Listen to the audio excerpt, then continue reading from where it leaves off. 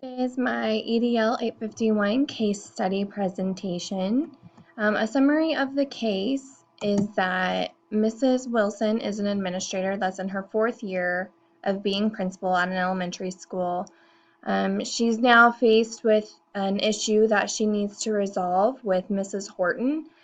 She's having a negative attitude. She can't cooperate with her team members. She's receiving parent complaints.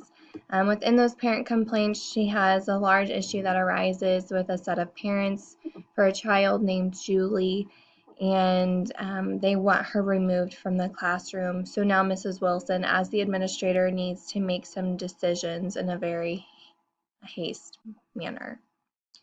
So moving into what I know, Mrs. Horton is having disagreements with the staff in building decisions. So she's opposing the new reading program that their school is piloting. She's negative to the staff that are promoting this program, and she'll call them out on it when they support it. She's not being a good team member. She's putting others down. She has a very negative attitude. Parent complaints are occurring. They're reporting that she's verbally abusive to their students. She's not showing up to work on time. She's refusing to have parent-teacher conferences. Julie, the particular student in her classroom, her parents want her removed from this room. And Mrs. Wilson, even though she has conducted thorough walkthroughs more so than she has in the past, she still has not seen any evidence of these accusations from any of the parents. So an outburst occurred in a meeting with Julie's parents present, well, her dad present. Mrs. Horton was very confrontational. She was also very defensive in this outburst that happened and in this meeting. And also, Mrs. Horton is becoming very unprofessional. There was a conference held with her when she first, at the beginning of the year, had the negative attitude about the new reading program, but there was no attitude change that was seen. She's spending less time at school preparing for her classroom, for her students, all of those necessary things that teachers spend that extra time on typically.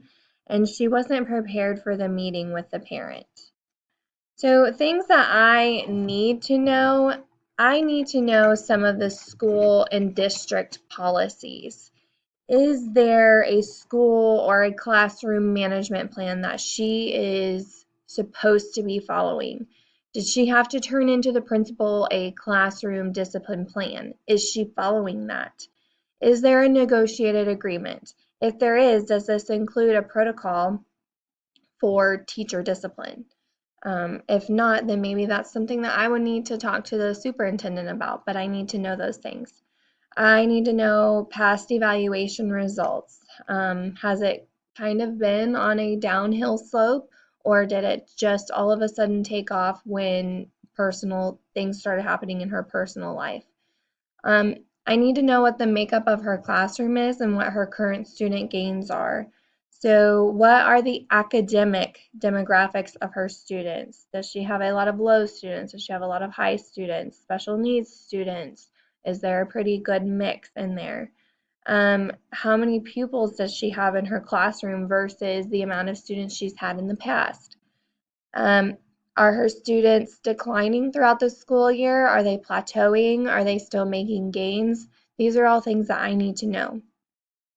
I also need to know what the results of her current actions are within the school. What are her grade level team dynamics? Are they typically team members that don't always get along anyways? How late is she to school? Is she 5 minutes late? Is she 30 minutes late? And I need to know who's watching her class and her students when she is late. Is she already on an improvement plan based off of her attitude towards the new reading program? And even after a conference, we didn't see an attitude change.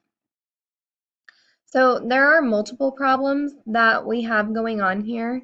I would say one of the biggest ones is that she doesn't have communication or relationships. She doesn't have it with staff members, parents, students, any of those things. And she has now ruined and put a big dent on her relationship with Julie's parents.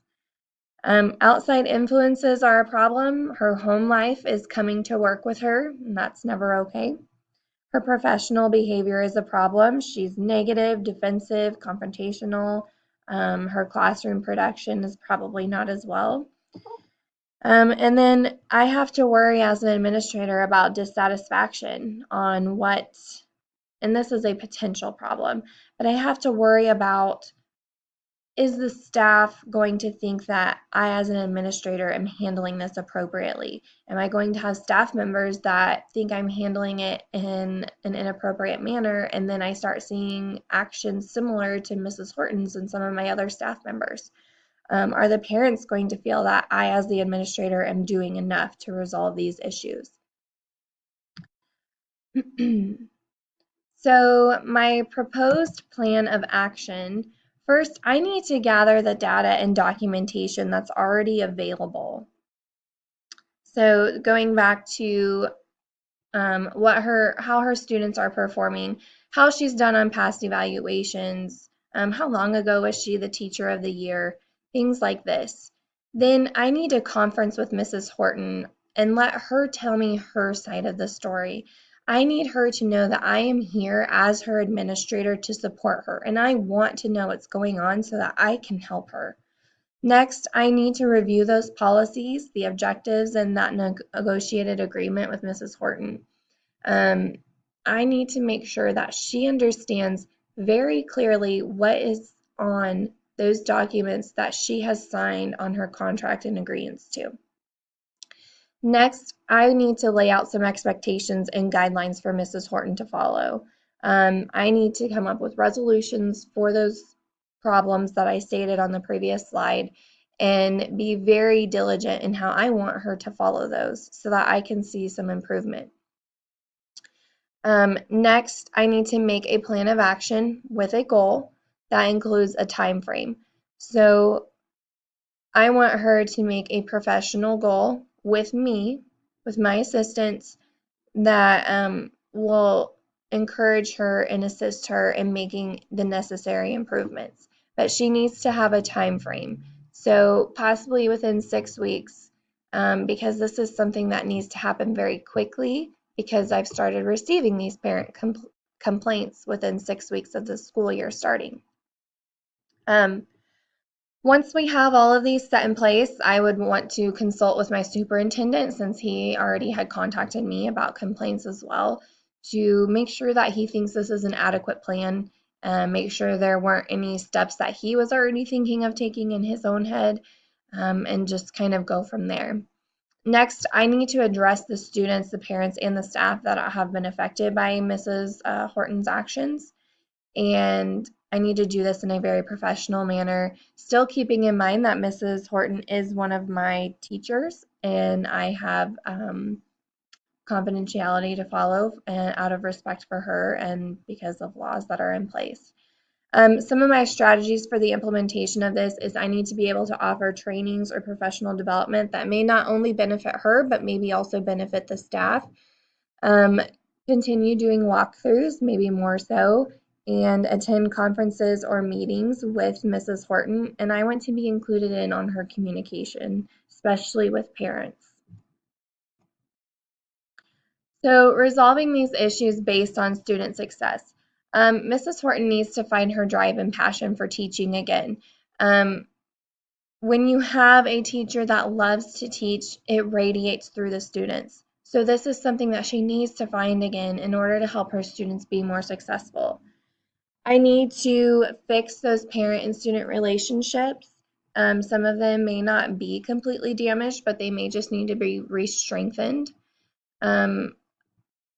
She can do that through, sending out a letter. She can send out a personal email, start telling parents positives about their students' day, attend after school activities that we have going on within the school. Next, I need to make sure that resources are available to Mrs. Horton and possibly the building to help create a better positive learning environment for everyone. So my personal reflection on this case, my thoughts for this was, why has this been occurring for this long and it's now to this point? Um, why was why was it even allowed to go on to the extent that parent complaints got to the superintendent? Um, I felt like Mrs. Wilson was actively trying to find answers, but she kind of maybe put off how serious this could end up being. And then also I was thinking, what does the data show? Which were things I had talked about in my previous slides. I was feeling very agitated for the students and Mrs. Horton's actions. Um, I just can't believe that a teacher who used to be so passionate about teaching to receive Teacher of the Year just went on a downward spiral within a semester, really. I'm frustrated for the parents and the staff. Parents probably went into the school year thinking that their students were getting a great teacher, only to be caught completely off guard. And the staff probably at one point in time really looked up to Mrs. Horton, and now they're not so sure. I'm also very concerned and a little bit sympathetic with Mrs. Horton, um, wondering why these vast changes so suddenly and wanting to help her as a professional.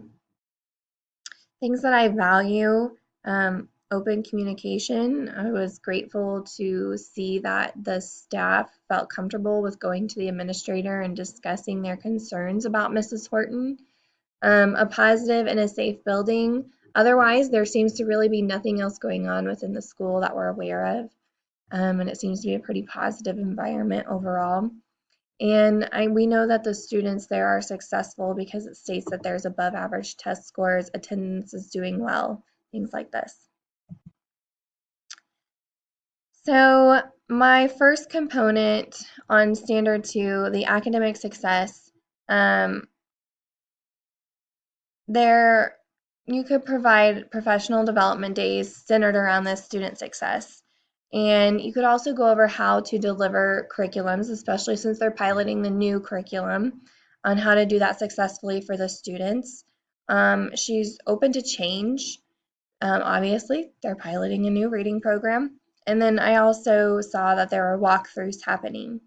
So you can get a lot of information from walkthroughs. The personal well-being of the students, again, walkthroughs. You can check on students, see their demeanor, look at how engaged they are in the lessons. Are they present at meetings? Are they, I also saw that she conferenced with the staff members, Mrs. Horton in particular. And then again, open communication, which I had touched on previously. Staff are obviously comfortable with going to the administrator. Enhance the instructional capacity for all. Again, it talked about there being good test scores that were above average within the school. Again, walkthroughs, looking at how teachers are delivering lessons, so that you can note if maybe there's some things that you see in multiple classrooms that might need touched on. Professional development, there's good attendance in the school, and they're also piloting a new reading program. So obviously, she would like to enhance that instructional capacity through a new program. So that is the end of my case study, and I hope you enjoyed it.